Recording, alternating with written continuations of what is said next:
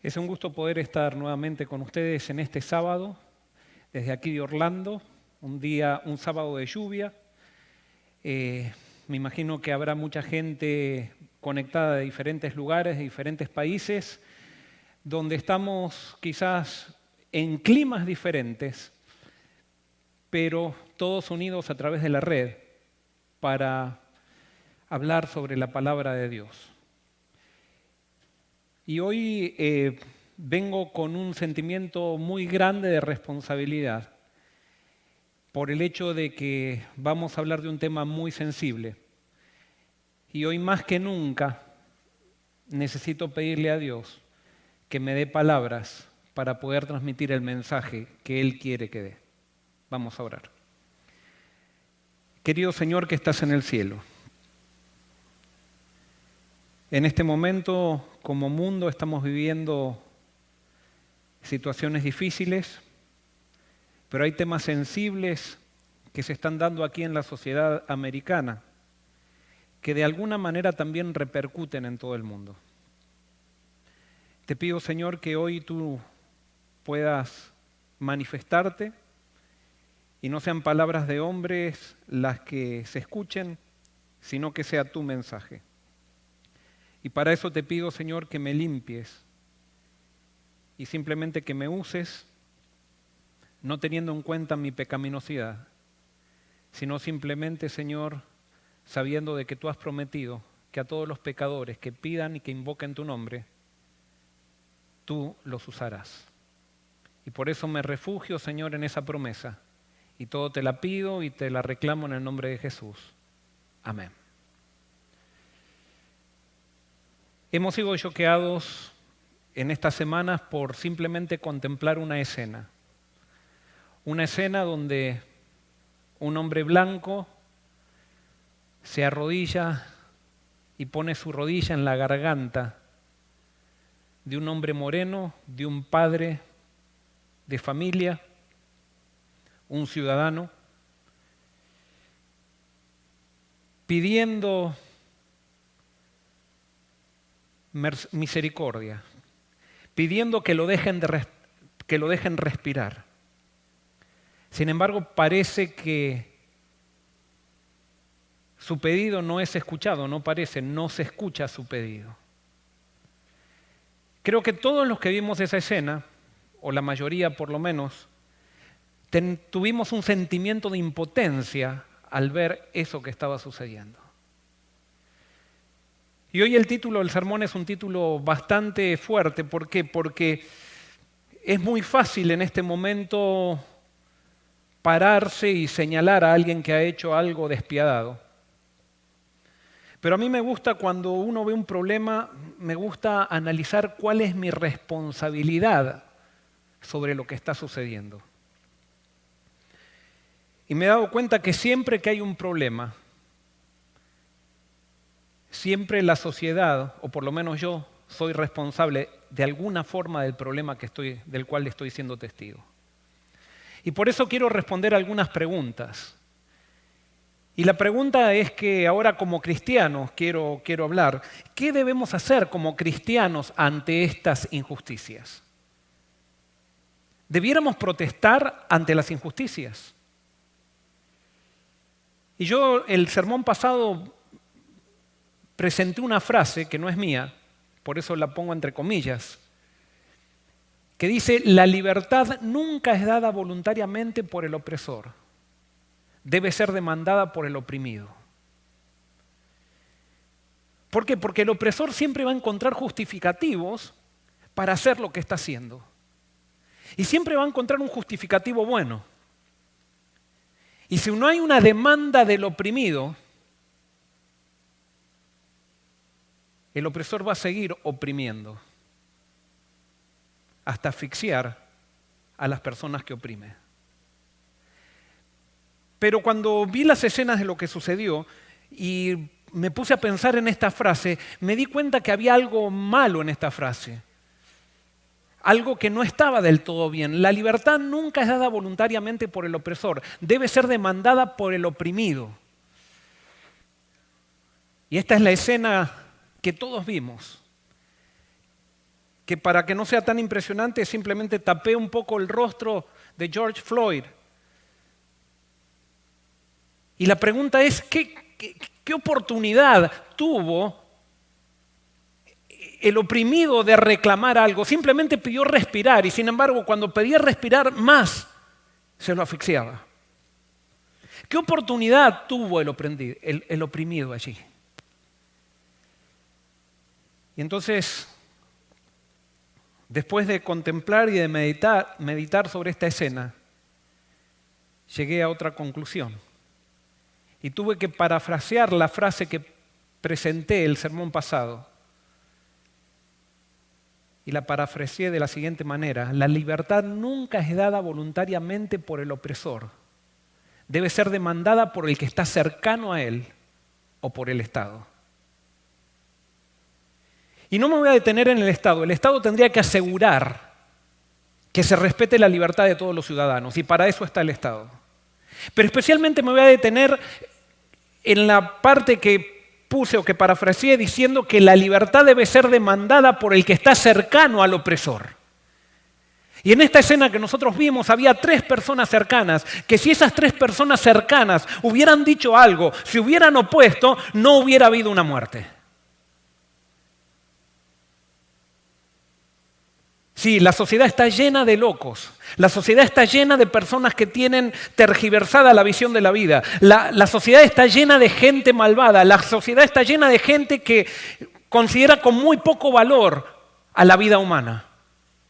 Pero ¿saben qué? La sociedad está más llena de cobardes y de personas que por comodidad no quieren hablar. En el nombre de la prudencia nos refugiamos muchas veces para tapar nuestra cobardía o nuestra comodidad. Si allí 3 personas hubieran hablado, George Floyd no hubiera muerto. Pero esas 3 personas, después se vio otro video que también fueron, aunque no le pusieron la rodilla en la garganta, parece que el último video muestra que también pusieron sus rodillas sobre esta persona indefensa.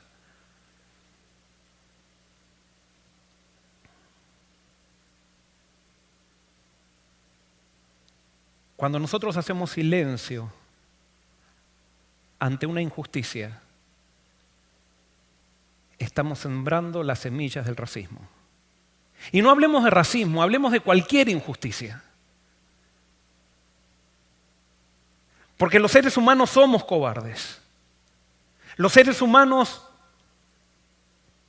somos cómodos. Y muchas veces por no tener un problema con alguien callamos cuando realmente tendríamos que hablar. ¿Vieron esas personas que vienen y te cuentan y te dicen, ¿sabes qué? Esta persona estuvo hablando mal de vos o mal de ti. Y parece que vienen para defenderte, pero si tú les preguntas, ¿y tú qué dijiste? Ellos no dijeron nada, simplemente vienen con el chisme, pero no dicen nada. Cobardía. El silencio ante una injusticia es un grito ensordecedor de complicidad. Y vuelvo a repetirlo, el silencio ante una injusticia es un grito ensordecedor de complicidad. Y no hablemos del silencio que se genera solamente cuando alguien no va a protestar, porque la cuestión no es salir a protestar en una calle, la cuestión es protestar en esa junta donde se está haciendo algo injusto y tú por cuidar tu puesto o por no ponerte en contra de la persona que tiene un carácter fuerte o por no ponerte en contra de la persona que tiene autoridad, tú no dices nada ante una injusticia, porque estás pensando solamente en ti, no te interesa la persona que está sufriendo.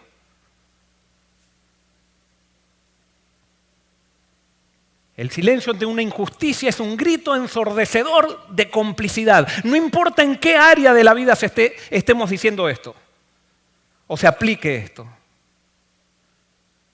Esto se puede aplicar en un estado, se puede aplicar en la sociedad, se puede aplicar en mi familia y también se aplica en la iglesia. Sí, es muy fácil salir a protestar con un cartel a las calles. Allí todos somos valientes, allí todos salimos a protestar. Pero ¿qué pasa cuando estás solo y estás siendo testigo de una injusticia? Es muy fácil ahora hablar de lo que se tendría que haber hecho. Y ahora yo te hago una pregunta. ¿Quién alguna vez por cobardía no se quedó callado?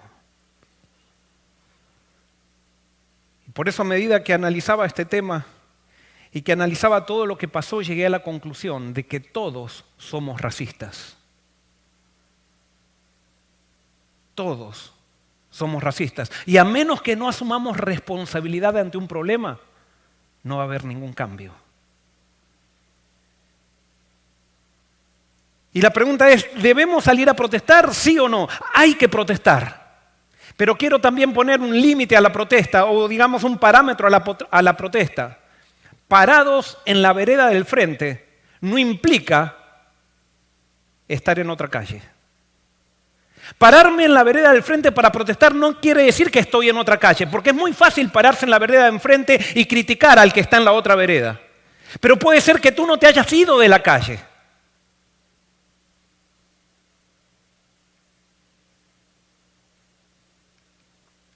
La pasión por la justicia sin justicia es injusticia.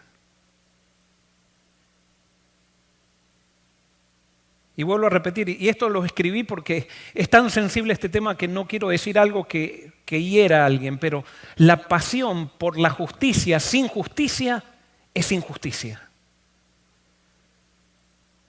No podemos pretender ir en contra de una injusticia con injusticia. Es una incoherencia. Y eso es lo que muestra muchas veces que los seres humanos estamos llenos de incoherencias. Las incoherencias que provocaron la misma segregación racial de la cual todos somos testigos. Porque es la injusticia del hombre lo que provoca la segregación racial. No vamos a solucionar nada protestando contra un hecho específico. Tenemos que analizar dónde están nuestros problemas. Y por eso si vamos a protestar, la pasión no puede secuestrar al amor. Porque si así sucede, creará las bases para que se haga una injusticia mayor que la que pretende denunciar. La pasión no puede secuestrar al amor. Si nosotros por la pasión por la justicia secuestramos al amor o echamos de lado al amor, vamos a crear injusticias más grandes que las que denunciamos.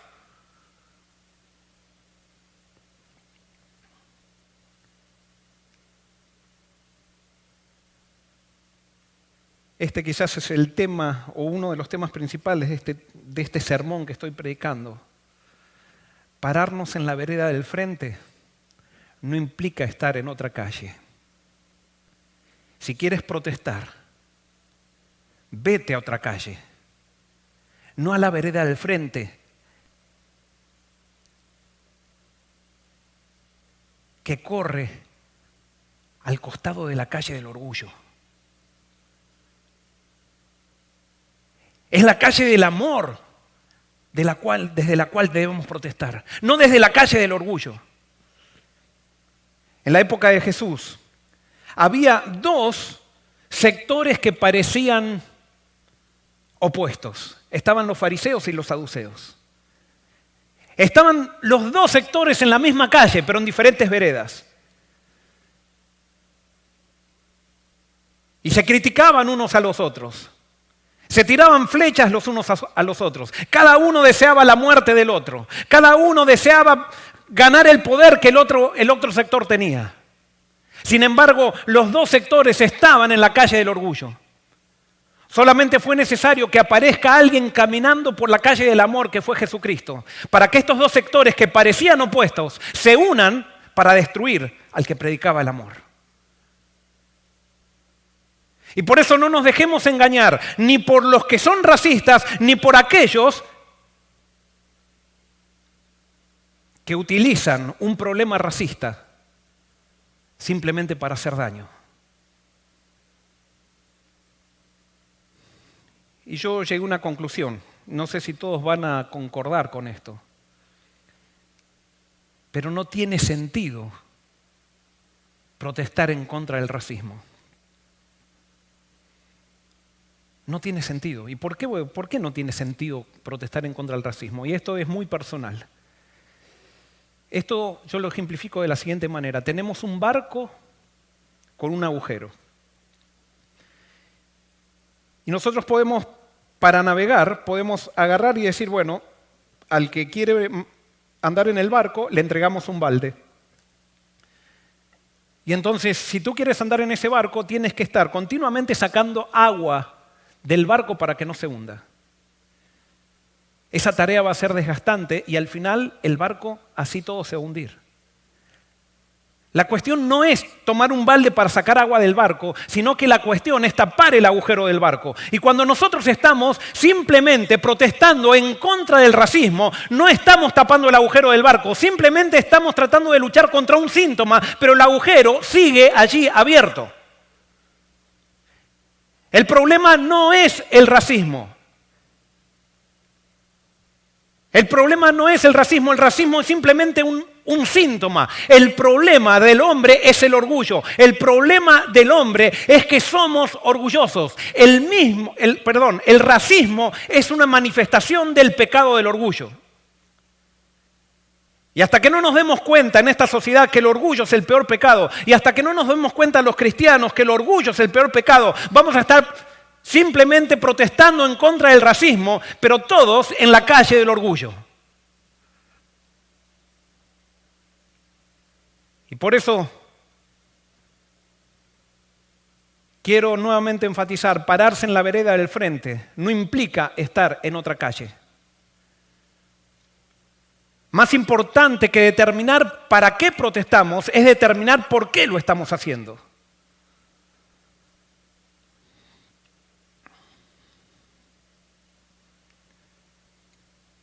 Las protestas sin sentido son aquellas que representan un esfuerzo por disimular nuestras incoherencias. Así salimos todos a protestar ahora. Y es bueno. Y yo sé que hay mucha gente sincera que lo está haciendo. Pero, ¿por qué saliste a protestar? ¿Es para tapar tus incoherencias? Black Lives Matter. La vida de la gente de color importa, esa es la protesta. Y parece increíble que tengamos que salir a hacer protestas para que haya un grupo de gente que entienda que una persona de piel diferente es un ser humano. Es increíble, a eso ha llegado el ser humano. El ser humano, los seres humanos estamos todos locos. Estamos todos locos.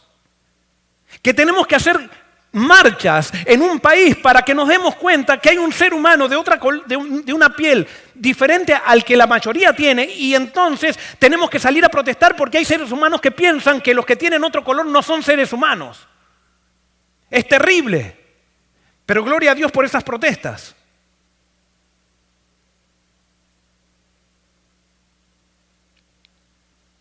Pero si salimos a protestar que las vidas de color importan, también entonces tendríamos que ser coherentes y protestar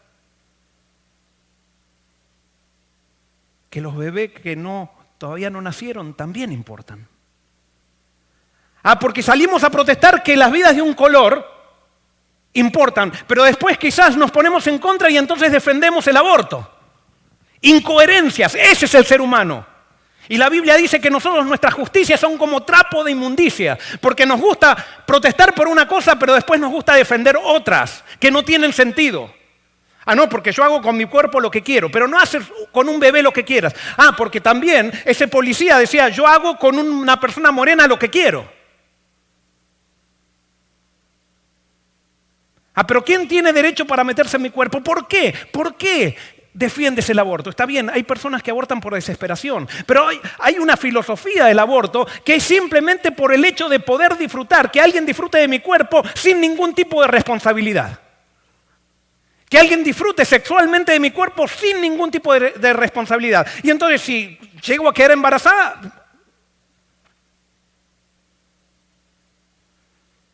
y ya sé que es otro tema sensible,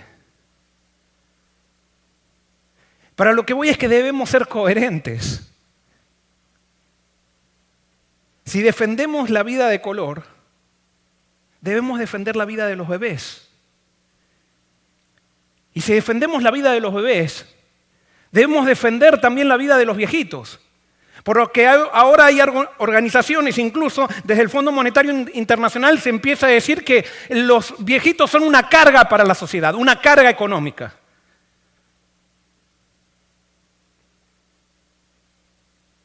Y si entonces también voy a salir a protestar en contra del aborto, entonces también tengo que salir a protestar en contra de la guerra. Pero hay veces personas que protestan en contra del aborto, pero están a favor de la guerra. ¡Qué incoherencias! Ese es el ser humano. Los seres humanos somos totalmente incoherentes. Nos gusta ponernos en la vereda de enfrente para criticar a aquel que hace algo que yo no hago, simplemente para mostrar que yo soy mejor que el otro. Estamos todos parados en la calle del orgullo.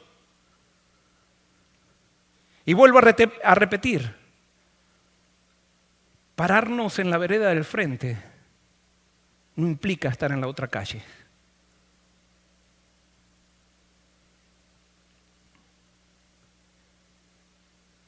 Si tú quieres que tus protestas realmente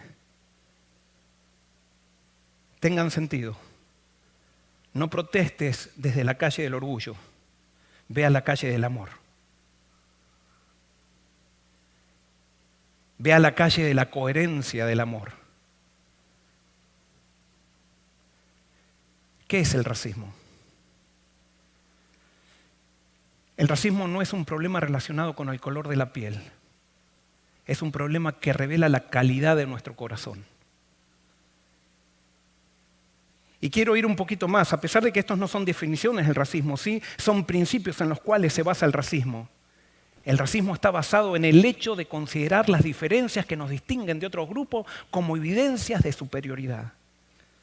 Cuando yo por ciertas cosas diferentes me diferencio de otras personas y hago de esas cosas diferentes que yo tengo en mi vida o en mi cultura o lo que sea, como un símbolo de superioridad, esa es la semilla del racismo. Quizás no estoy en contra de nadie de color, pero yo con actitudes en las cuales muestro superioridad sobre otra persona que no es igual a mí, yo estoy sembrando las semillas del racismo. Y por ejemplo los nacionalismos siembran la semilla del racismo. Cuando hay países que se creen superiores a otros, cuando hay culturas que se creen superiores a otras, cuando nosotros, los políticos de un país, para cuidar a sus ciudadanos, están dispuestos a destruir otros países para que sus ciudadanos vivan bien. Esa es la semilla del racismo. Esa es la semilla del racismo. Y lastimosamente muchas veces en las iglesias vemos que las iglesias van tomadas de la mano del nacionalismo.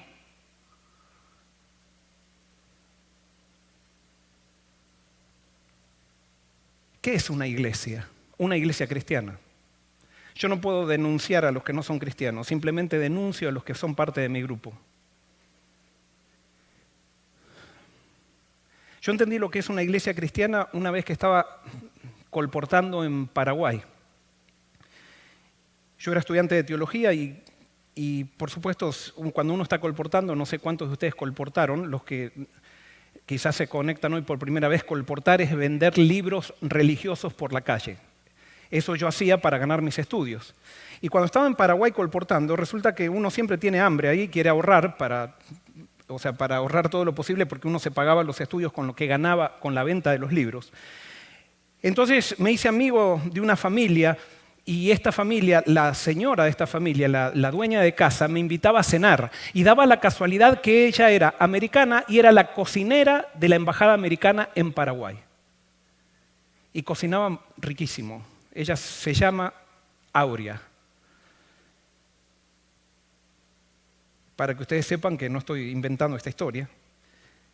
Y entonces ella me contaba, empezamos a hablar y me contaba que ella como cocinera en la embajada americana, ella solamente en la embajada americana podía usar ingredientes en la cocina que venían de Estados Unidos. Ella no podía usar ningún ingrediente que sea de otro país. Todo tenía que ser de Estados Unidos. Y yo le decía, ¿por qué? Y entonces ella me decía, porque la embajada americana en Paraguay es suelo americano en Paraguay. Eso pasa con todas las embajadas, no solamente con las americanas. O sea, la embajada americana en Suiza es suelo americano en Suiza. La embajada paraguaya en Ecuador es suelo paraguayo en Ecuador. Eso es una embajada. Y entonces ahí me di cuenta ¿qué es la iglesia? En la iglesia no puede haber nacionalismos. La iglesia es suelo del reino de los cielos en la tierra. Y voy a decir algo que yo sé que a muchos no les va a gustar, pero ¿qué tiene que ver una bandera nacional dentro de una iglesia? No tiene nada que ver. Yo muchas veces me preguntaba, ¿qué hacen las banderas? ¿Por qué ponemos banderas nacionales dentro de la iglesia? Ah, no, porque esta iglesia es la iglesia americana. Es la iglesia americana.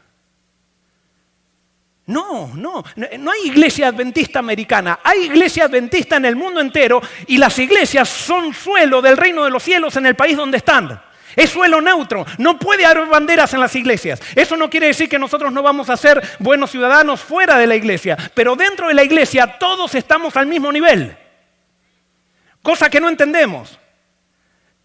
Porque a veces me preocupa, no por el hecho de que estoy en contra. Este país nos ha dado a todos la bienvenida y yo estoy agradecido a Dios por este país. Pero ¿qué hacen los conquistadores haciendo de Pledge of Allegiance, la jura a la bandera, en un evento de la iglesia? Esto es reino, es suelo del reino de los cielos, no es suelo de un país. Todo el que entra aquí, se van las barreras culturales, se van las barreras nacionales, porque aquí todos pertenecemos al reino de Jesucristo. Pero muchas veces no lo entendemos. Y esto no me estoy refiriendo a la iglesia americana, me estoy refiriendo a las iglesias en todas partes del mundo, porque muchas veces los nacionalismos lo único que hacen es poner barreras entre nosotros. Y tenemos que entender que nosotros, al haber nacido de vuelta, ya no somos ciudadanos de este mundo, somos ciudadanos de un reino que está por sobre los reinos de este mundo. Y tenemos una constitución que está por sobre las constituciones de nuestros países, que es la constitución de la Biblia. Y es interesante, qué casualidad, que mientras los países más se rigen por los principios de la Biblia, más libres son. Los nacionalismos ponen barreras y cada vez que nosotros somos patriotas, ustedes me entienden por patriotas, que estamos en una guerra y queremos que mi ejército mate los más posibles que son del otro ejército, cada vez que nosotros estamos plantando las semillas del racismo. Ah, pero pastor, es muy exagerado. Sí, es que hay que ser exagerado en el reino de los cielos. No hay otra. Si queremos cambios, porque hay como un tango que dice, el mundo fue y será una porquería. Hay un tango que dice de Argentina. Y es que realmente los seres humanos, nuestra justicia es una porquería. Es una porquería nuestra injusticia. Porque somos totalmente incoherentes. Somos como cuando vamos a la cancha de fútbol. Supónganse, hay dos equipos. Vamos a poner internacionalmente que todos conocen. Está el Barça y está el Real Madrid. Entonces yo soy del Barça. Entonces cuando viene un delantero del Real Madrid y el defensor del Barça le hace un full, le hace una falta al delantero del Real Madrid que está por hacer un gol, nosotros decimos, qué inteligente, qué astuto este tipo. Suerte que le hizo la falta. Pero si yo ahora el delantero del Barça va y el del Real Madrid le hace una falta al delantero del Barça, enseguida, referee, ¿qué hace? Hay que echarlo a ese. ¿Y por qué cuando el Barça hacía una falta era astuto el defensor? Pero cuando hace el otro es injusticia. Porque los seres humanos somos incoherentes. Nuestras justicias, la Biblia dice, son como trapos de inmundicia. Nosotros no sabemos lo que es justicia. Simplemente utilizamos las injusticias que hace otro para tapar nuestras propias injusticias.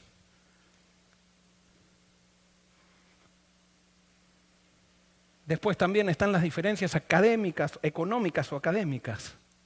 Cuando nosotros vivimos para marcar diferencias económicas,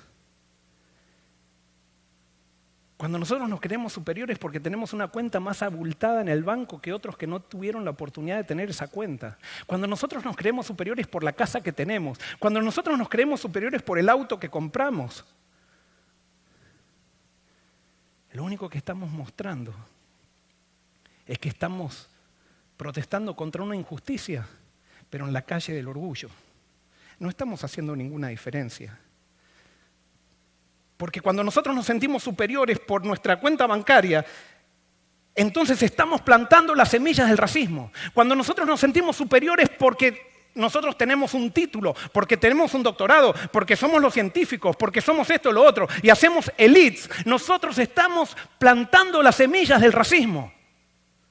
No sirve de nada salir y protestar contra el racismo cuando nosotros lo estamos fomentando de nuestros propios entornos locales.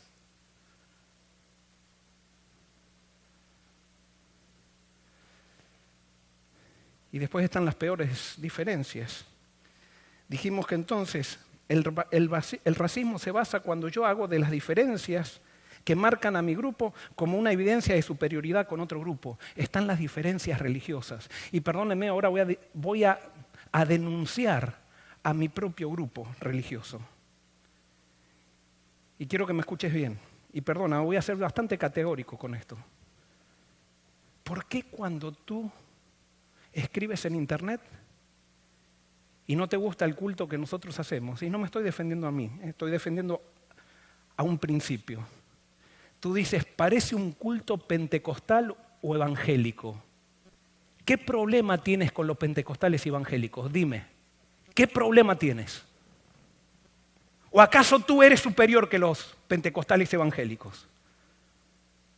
Ah, no, es que mi estilo de culto es mejor. Racista. Racismo. Todos somos racistas. Ah, no, es que yo tengo la verdad y los otros no. Racista. Soberbia.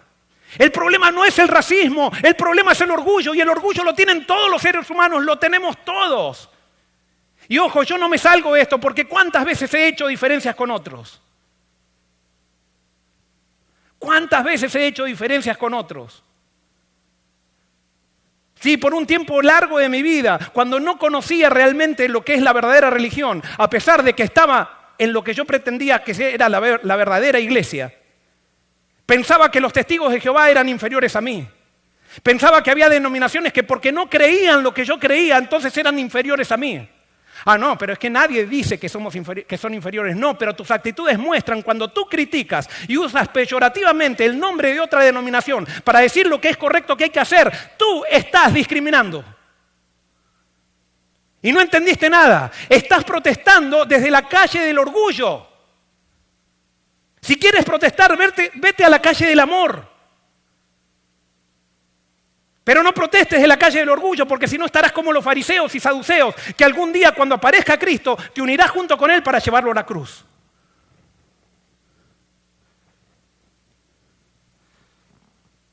Todas las actitudes que nos llevan a marcar diferencias con los otros y que nos hacen sentir superiores son semillas de racismo. Ay, que nosotros somos el remanente. ¿Quién te dijo que somos el remanente? ¿Quién te dijo?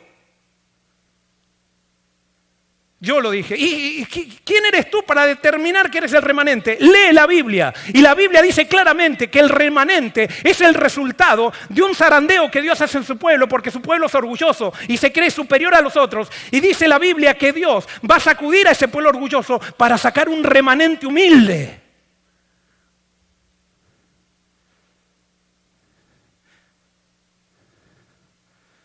Y perdonen que sea tan enfático. Pero ¿cuándo vamos a dejar de jugar a esto para seguir realmente a Jesús? ¿Cuándo vamos a dejar de la cultura religiosa que nos ha puesto en un pedestal para bajarnos y realmente considerar a todos al mismo nivel? Porque cuando estemos haciendo eso, entonces vamos a estar en contra del racismo.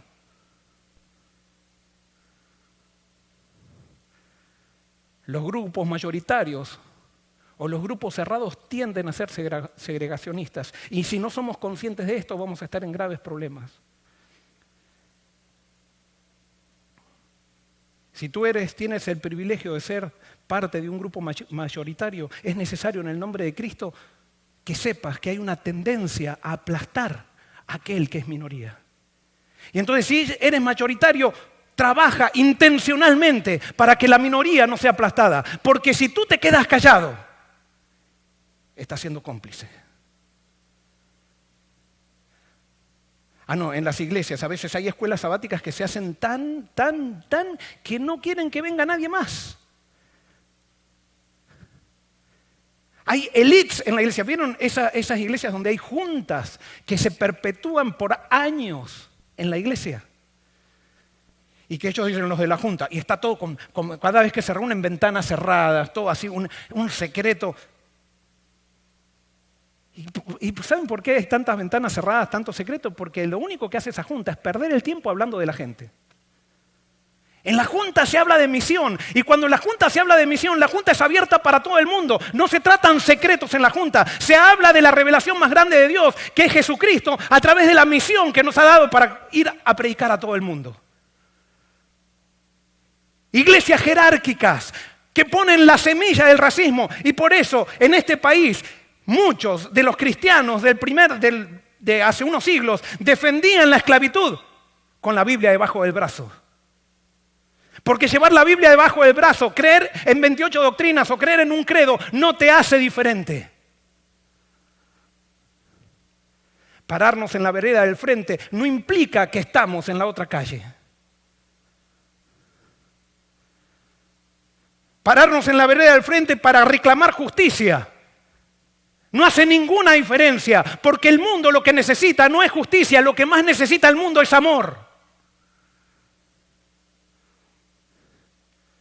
La justicia puede mandar a la cárcel a un racista asesino, pero el amor será lo único que lo transformará. La cuestión no es mandar gente a la cárcel, porque si tenemos que mandar gente a la cárcel, vamos a mandar a todo el mundo. La cuestión es predicar el amor para que el que va a la cárcel sea transformado en la cárcel y sea una persona diferente.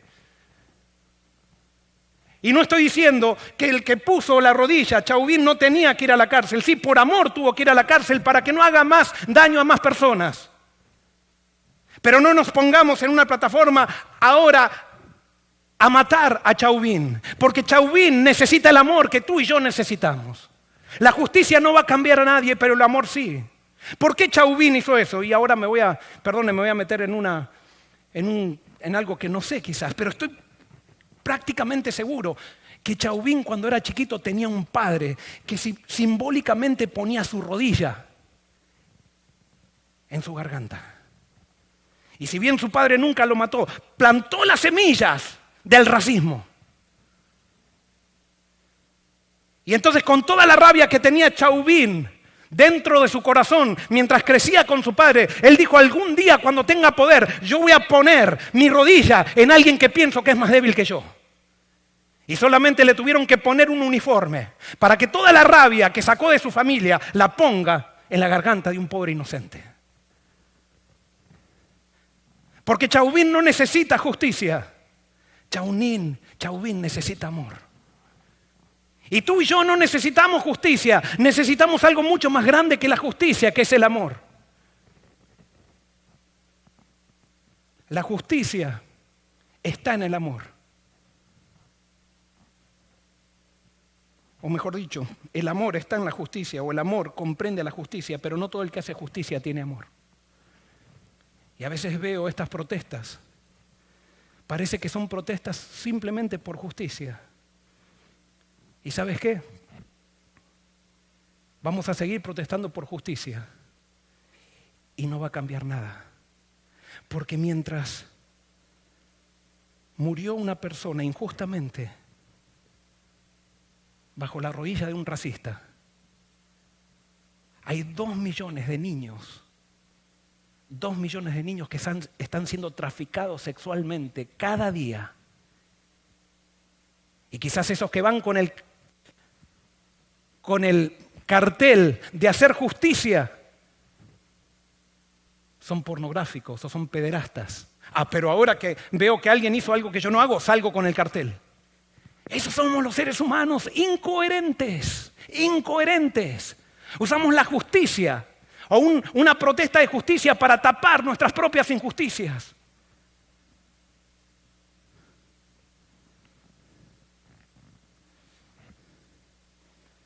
Mientras protestamos por la injusticia, que fue una injusticia realmente y necesitamos protestar, por lo que pasó la semana pasada, por cada rico o cada millonario que hay en la tierra nuevo, hay miles de pobres, que quedan miles de pobres en todos lados. Pero el afán de hacer dinero. El mundo fue y será una porquería, como dice el tango.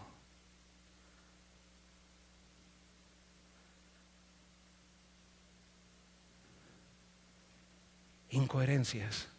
Salimos a reclamar por justicia y le pegamos a nuestra esposa. O le somos infieles a nuestra esposa. No, tenemos que ir a la calle del amor. Y cuando vayamos a la calle del amor, las cosas que realmente afectan a esta sociedad van a solucionarse. ¿Cuál es la solución? ¿Cuál es la solución? La solución es el Evangelio de Jesús. No, pero ahora, pastor, ya se metió en religión, ya se metió en cuestiones. No estoy hablando de iglesias, estoy hablando del Evangelio de Jesús. El Evangelio de Jesús es el único. No estoy hablando de cristianismo, estoy hablando de una persona, Jesús. Lastimosamente, el cristianismo es lo que más daño le ha hecho a la imagen de Jesús. ¿Por qué? Porque los cristianos hemos tomado propiedad de la persona de Jesús y hemos hecho pensar a la gente que el Jesús que nosotros predicamos es el Jesús verdadero, cuando el Jesús verdadero es totalmente diferente al que nosotros predicamos. El Evangelio de Jesús es el único. Y esto, ahora te voy a hablar de Jesús, no te hablo de cristianismo. Y vuelvo a repetir, al ateo que me está mirando, a aquella persona que no es religiosa que me está mirando, yo soy consciente que el cristianismo es el mayor daño, el que mayor daño le hizo a Jesús es el cristianismo. En el nombre de Cristo, no Cristo, sino en el nombre de Cristo, sus seguidores han hecho más daño que los ateos mismos. El Evangelio de Jesús es el único. Y ahora te voy a decir por qué el Evangelio de Jesús es el único. Analiza todas las filosofías, incluso el ateísmo bueno. Porque en todos lados hay ateísmo bueno y ateísmo malo. Hay adventismo bueno y adventismo malo, hay en todo. Pero todas las filosofías te dicen que para que tú puedas progresar en la vida, tienes que ser bueno, tienes que portarte bien. ¿Y qué genera esa actitud de querer ser bueno y portarme bien para progresar en la vida? Eso genera orgullo. Justamente lo que decimos que es la causa del racismo, justamente lo que decimos que es la causa de todos los problemas, justamente que es lo que causa la desigualdad. Cuando nosotros nos dicen que debemos portarnos bien para ser salvos, que todas las filosofías religiosas del mundo, sea confucianismo, ateísmo, hablemos del ateísmo religioso, todas las filosofías dicen que hay que portarse bien. Y entonces, ¿qué pasa? Los que se portan bien se empiezan a sentir superiores a los que se portan mal. Y entonces cuando yo me empiezo a portar bien y me comparo con aquel que se porta mal, que no ha tenido las mismas oportunidades que yo, digo, esta persona no vale tanto como yo valgo. Y entonces esas religiones lo único que provocan o lo único que siembran son las semillas del racismo. Hay una filosofía que es la única, no hay otra filosofía que se compare con esta filosofía, y es la filosofía del Evangelio, la del Evangelio de Jesucristo, porque el Evangelio de Jesucristo dice que tú para ser salvo no tienes que portarte bien. ¿Y cómo es eso? Entonces es un desastre. No, justamente, tenemos que entender eso. La filosofía del Evangelio de Jesús dice que tú no te puedes portar bien y debes reconocer que no te puedes portar bien. Y que si quieres, Dios, a pesar de que no te portas bien, a través de Jesús se hace tu amigo y te abraza. Y si tú reconoces que tú no tienes la capacidad de portarte bien y que eres un desastre, Él te va a transformar y va a cambiar el orgullo en humildad. Es una filosofía única. No hay otra filosofía en el mundo así. Y alguien puede decir, pero yo fui a las iglesias cristianas y a mí me enseñaron que hay que portarse bien. Justamente, es que las iglesias cristianas han tergiversado el mensaje del Evangelio, el mensaje de Jesús. En las iglesias cristianas se habla de portarse bien, en las iglesias cristianas se habla de hay que comer esto, en las iglesias cristianas hay que vestirse así, hay que vestirse allá, y no se habla de Jesús. Y por eso en las iglesias cristianas hay muchos cristianos que creen en 28 doctrinas o creen en un credo y son racistas. Porque no siguen a Jesús, siguen a una cultura. Jesús es el único que trajo la diferencia. Y por eso ustedes me han escuchado. Yo propongo a Jesús como presidente. Porque es el único que trae solución a los problemas de este mundo. Es el único que trae solución a nuestros problemas del corazón. Y fíjate cómo comienza el Evangelio. Romanos 3, 10 al 12, una de las bases del Evangelio. Dice, como está escrito, no hay justo ni a un uno, no hay quien entienda, no hay quien busque a Dios. Todos se desviaron, a unas se hicieron inútiles. No hay quien haga lo bueno, no hay ni siquiera, ¿cuántos? No hay ni siquiera uno. Si vas a salir a protestar, sal a protestar teniendo en cuenta esto. No hay justo ni a un uno. ¿Qué es lo que está diciendo la Biblia? Y esto, por eso, ¿saben qué? Por eso no lo quisieron a Jesús los religiosos. Y yo sé que hay mucha gente que se enojó cuando puse el título, todos somos racistas. Y se enojaron por el orgullo. Es que sí, ¿saben lo que está diciendo este versículo? Que todos somos racistas, no hay justo ni a un uno. Todos somos pederastas, todos somos homosexuales, todos somos ladrones, todos somos adúlteros, todos somos todo malo. El ser humano es malo, no hay justo ni a un uno, no hay ni siquiera uno. Y así comienza el Evangelio. Qué decepción, ¿verdad? Es que el Evangelio no se basa en la justicia. El Evangelio se basa en el amor. Y a pesar que el Evangelio dice que no hay justo ni a un uno, el Evangelio dice porque de tal manera amó Dios al mundo, que ha dado a su Hijo unigénito para que todo aquel que en Él cree no se pierda, mas tenga vida eterna. Acá no dice porque de tal manera amó Dios a los creyentes. Amó Dios al mundo, o sea, amó Dios a los racistas, amó Dios al que no es racista, amó Dios al chino, amó Dios al amarillo, al blanco, al moreno, amó Dios a todos. Y Dios tomó la iniciativa, por amor, de venir y salvar y hacerse amigo de aquellos que no pueden portarse bien.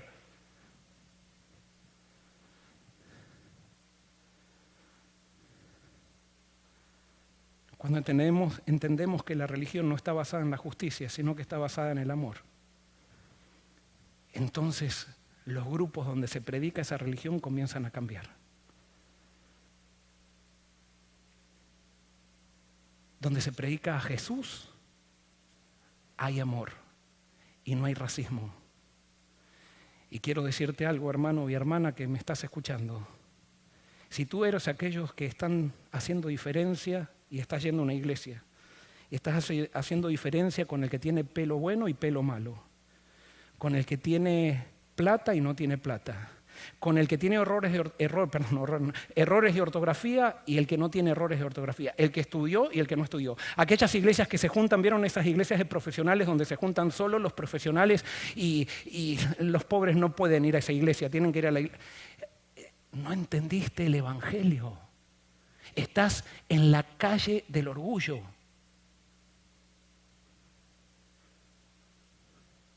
La Biblia dice que todos somos orgullosos y por lo tanto todos somos racistas, te guste o no te guste. Todos tenemos esa potencia dentro de nuestro corazón porque el corazón es pervertido, dice la Biblia. ¿Quién lo conocerá? El único que lo conoce es Dios. Y a menos que no asumamos responsabilidad y le entreguemos nuestro corazón a Dios, podemos salir a protestar, pero protestaremos en la calle del orgullo, en contra de aquellos que no hacen lo que yo no hago, pero para esconder aquello que yo hago y no quiero que los demás vean.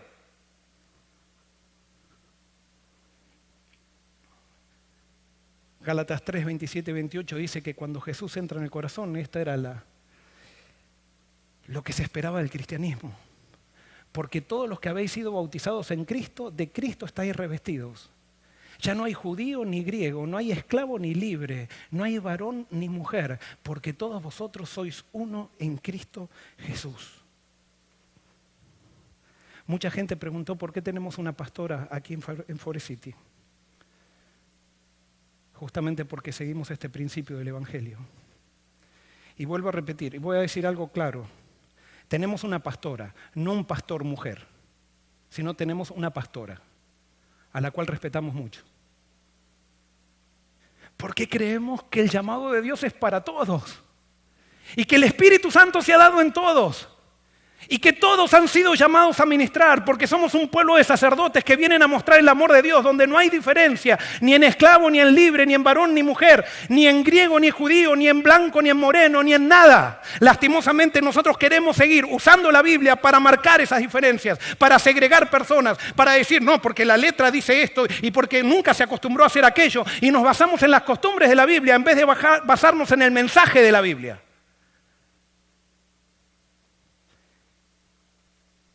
Y alguien puede decir, pastor, ¿necesitaba tocar este tema ahora? Sí, porque han criticado mucho a nuestras pastoras por internet. Y mi silencio me hace cómplice de esas personas y no digo nada. Es muy fácil salir a protestar en la calle. Pero es necesario que aprendamos a vivir por las convicciones que Dios nos dio desde los lugares donde estamos solos y donde somos minoría, donde podemos ser malentendidos incluso. Elena de White dijo, las castas son algo aborrecible para Dios. Él desconoce cuánto tenga ese carácter. A su vista las almas de todos los hombres tienen igual valor, sin distinción de edad, jerarquía, nacionalidad o privilegio religioso. Todos están invitados a venir a Él y vivir.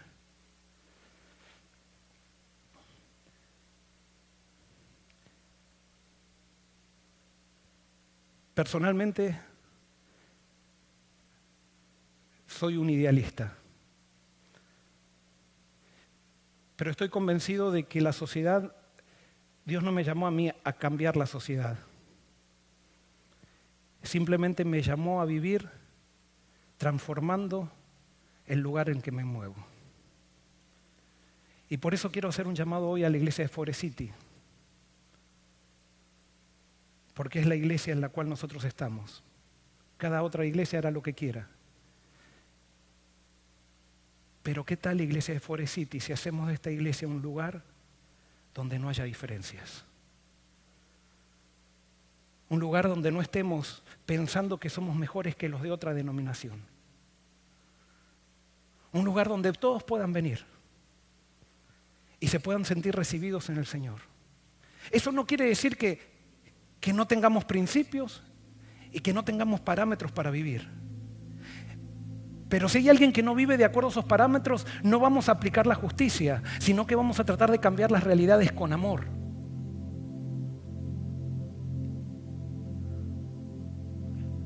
¿Qué les parece si hacemos de Forest City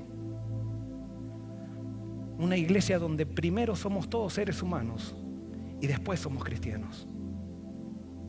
Jesús no vino a dar su vida por los cristianos, vino a dar su vida por los seres humanos. Quiere decir que los seres humanos somos antes que los cristianos. Y cuando yo por ser cristiano me considero mejor que alguien que no es cristiano, estoy plantando las semillas del racismo.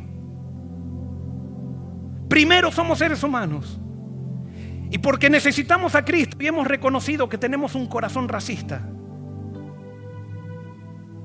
aceptamos el amor de Jesús y le pedimos a Jesús que nos transforme el corazón. El racismo está basado en el hecho de considerar a las diferencias que nos distinguen de otro grupo como evidencias de superioridad. No te confundas. Cuando Jesús comience a transformar tu corazón por medio de su amor, y eso vaya teniendo resultados, sí, te vas a diferenciar de los demás, te vas a diferenciar de aquel que adultera, te vas a diferenciar de aquel que dice malas palabras, te vas a diferenciar de aquel que es racista, te vas a diferenciar, pero no utilices esas diferencias para ponerte en un pedestal y ponerte por sobre los demás, porque si haces eso, perderás a Cristo. No podemos irnos de la calle del amor. Y quiero terminar contándoles algo que me pasó. Estaba comenzando mi ministerio aquí en Estados Unidos, en una iglesia muy importante, una iglesia americana. Y me habían puesto como evangelista para los hispanos. Teníamos una escuela sabática.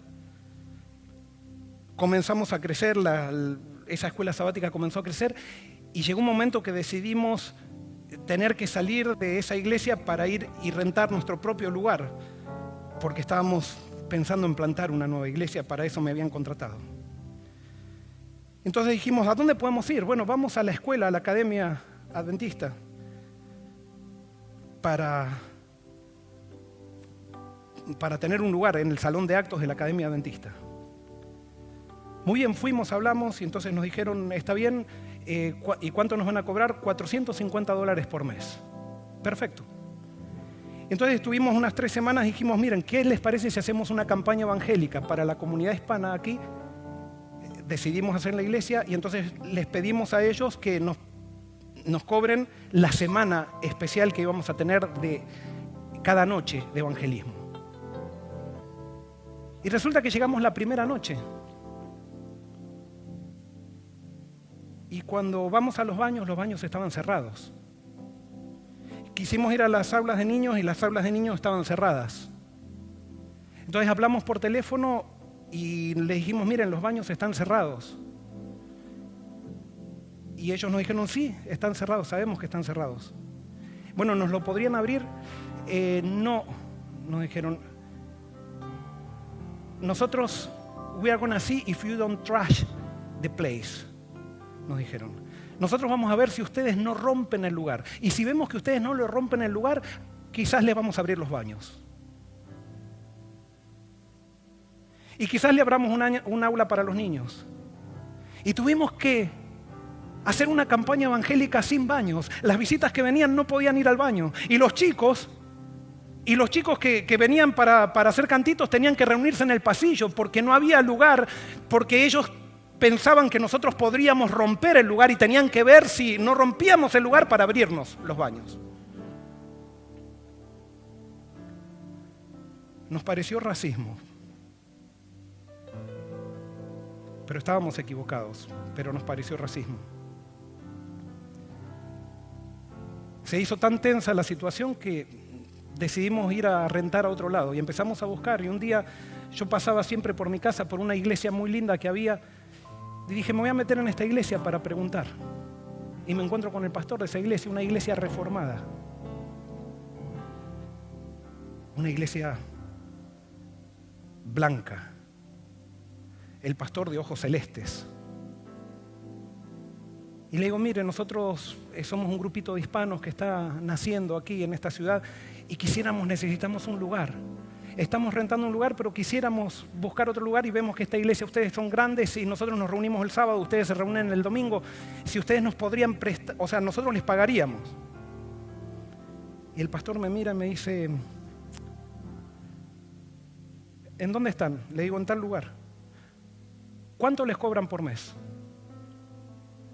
$450. Ajá. Bueno, dice, está bien, nosotros le vamos a cobrar 250.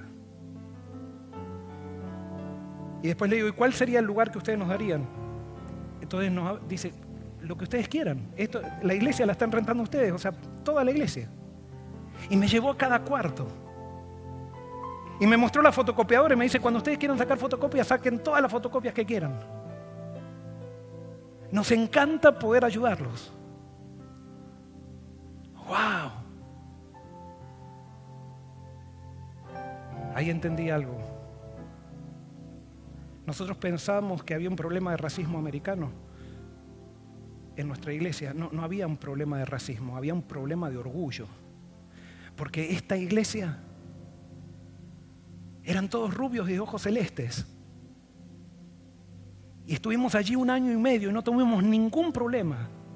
Y lo único que fue servirnos. No depende del color de ojos, no depende del color de piel, depende del corazón. Y había un grupo de hermanos adventistas que no habían entendido el evangelio, habían creído simplemente 28 doctrinas, pero no seguían a un maestro. Pero se iban todos los años se iban a México a hacer campañas evangélicas, a hacer viajes misioneros y después volvían diciendo, sacándose fotos con todos los chicos que habían trabajado y habían hecho, y se sacaban fotos con todos los chicos pobres y todos los demás, y de los bautismos que habían realizado, pero no estaban dispuestos a hacer un viaje misionero en este país. Pero no era un problema americano, era un problema del evangelio, era un problema de orgullo. Y por eso no podemos ser reduccionistas y decir que el racismo es un problema americano. No, el racismo es un problema de orgullo. Está en todos los países porque este mundo fue y será una porquería. Porque la solución es Jesús. Y no se solucionan los problemas sociales desde la calle de la justicia. Solamente vamos a solucionar los problemas desde la calle del amor. Y esa calle solamente la puede dar Jesús. En Jesús estamos todos a los pies de la cruz. Y cuando nos acercamos a Jesús, nos damos cuenta de que todos somos racistas. Y el único santo es Él. Que Dios te bendiga.